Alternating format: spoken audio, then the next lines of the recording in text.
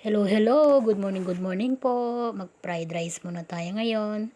Dahil araw ng Sabado, wala namang pasok. Kaya, ayan, hindi ako masyadong nagising ng maaga ngayon. Tapos, may mahangin yung panahon natin ngayon. Kahit na mainit, hindi naman gaanon kainit yung araw. Mahangin lang siya. Kaya, ayan, naisipan kong magluto ng fried rice kasi nga ang dami naming kanin kagabi.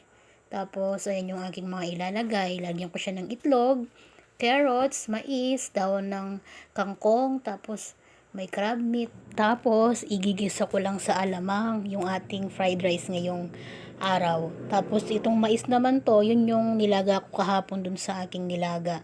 Kinuha ko lang yung mais para naman hindi sayang. At magpiprito din tayo ng tuyo at saka ng bango.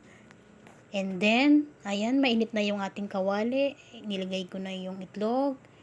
Kasabay na yung bawang sibuyas, carrots, tsaka mais. Hinalo-halo ko lang yan dahil luto naman na yung mais. Yung carrots, lulutuin natin. Tapos, inilagay ko na rin yung alamang dahil sa nagisa na rin yan ay mabilis na rin yung maluto. Tapos yung mga gulay natin at saka yung crab meat. And then, pinakahuli nga ay yung bahaw natin. So, ayan, pinaghalo-halo ko lang hanggang sa mag-well combine. Paman mas luminamnam pa yung ating kanin dito sa alamang. Napakasarap at napakabango nito, guys. Talagang kahit kanin lang, wag ka nang mag-ulam, mabubusog ka talaga dito. So, maraming salamat po sa panonood, sa patuloy na pagsuporta. Sana po ay nabusog ko kayo.